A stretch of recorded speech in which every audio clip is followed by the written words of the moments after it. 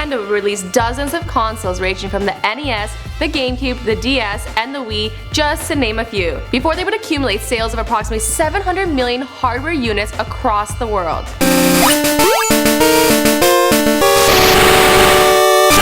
Before Nintendo would create the franchises we all know and love, including Pokemon, The Legend of Zelda, Kirby, and of course, Mario.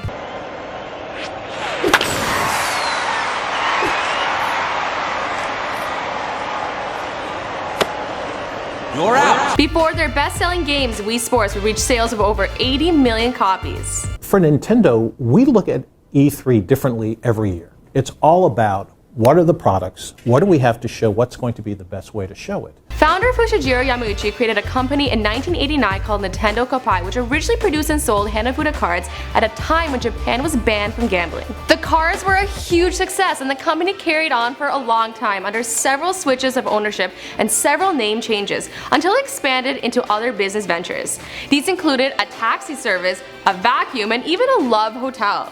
None of them did very well. But Nintendo finally hit the mark producing children's toys, which encouraged them to go further into electronics and produce their very first video game console, and I'm so glad that they did. Hey everyone, I'm Azzy, documenting the life of Nintendo prior to fame, here for you on Before They're Famous. I love Nintendo, and I actually have a gaming channel. You can check me out at Azzyland.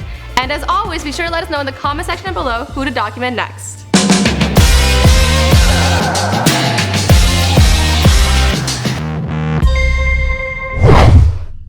グンバが出てくるんですけど、これ実は最初いなかったんですよ。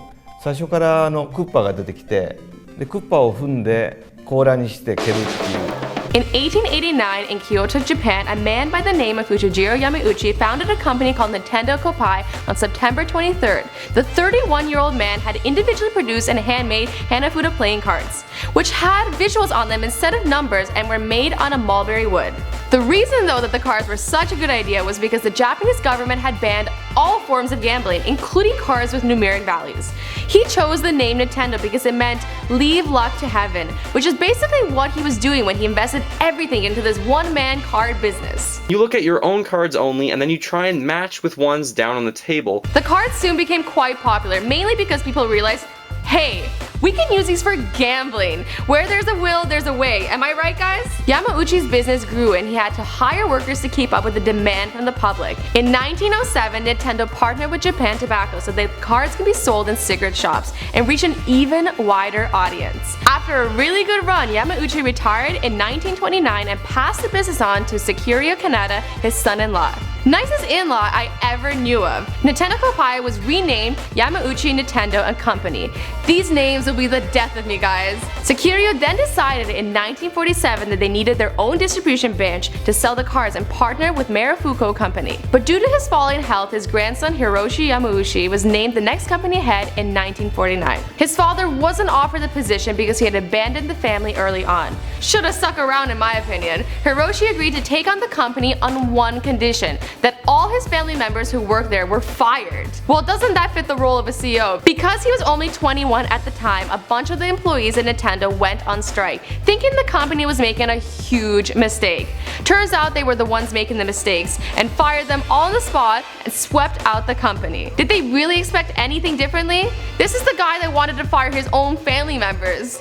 Hiroshi renamed the company yet again, this time to Nintendo Playing Card Company, to freshen up the products they were putting out and to gain the audience of Japanese families because the gambler audience was getting a little stale. Hiroshi made a trip to the States and met with Walt Disney himself in 1959 to strike up a deal that would allow Nintendo to put Disney characters on the cards. This was a hugely popular idea, and Hiroshi even put Nintendo up on Osaka and Kyoto Stock Exchange in 1962. Now that was time for the company expansion. With that, he changed the company name again to Nintendo Company Limited, and this is where things got a little out of hand. Hiroshi was so delighted by his success, he opened up Nintendo to a whole bunch of new and really weird business ventures.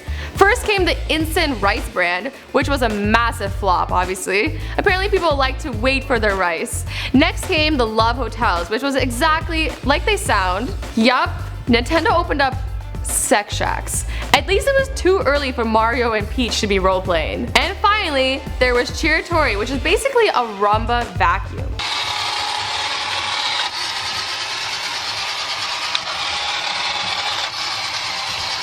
But none of these did so well, and Nintendo stocks were plummeting. In 1964, they opened up a new branch to produce and sell toys. The creative geniuses named this company, get ready for this, Games. There was one man on the assembly line named Gunpei Yokoi that Hiroshi took particular interest in because of an invention that Yokoi had created. It was called the Ultra Hand and was an extendable arm that could grab things at far distances. Super useful for the love hotels. The toy was incredibly popular and sold 1.2 million copies across Japan. Yokoi would go on to create some of the company's most impressive inventions, including the baseball throwing Ultra Machine, bean guns, and Love Tester. With these inventions, Nintendo got a taste for electronics and got the rights to market the Magnavox game console in 1974. This influenced their decision to create their very own video game console. Yokoi and another memorable employee named Shigeru Miyamoto, the name who would create a bunch of Nintendo's most well-known franchises, for example The Legend of Zelda, put their creative minds together and came up with the Color TV Game 6 in 1977. So we're focused more on the play and the interaction rather than necessarily on the specific character as the IP. After doing very well with subsequent consoles and arcade games, Nintendo broke into international acclaim with the release of Miyamoto's creation, Donkey Kong, in 1981. This game put Nintendo on the map and boosted its profit margin insanely. Not only that, but it was the first time Mario, the eventual company mascot, would ever make an appearance, then known in Japan as Jumpman. And the rest of the story, well, you guys know the story because this is before they're famous. Awesome guys, thank you so much for watching. Don't forget to check out some other videos on this channel and hit like and subscribe. Until next time, bye!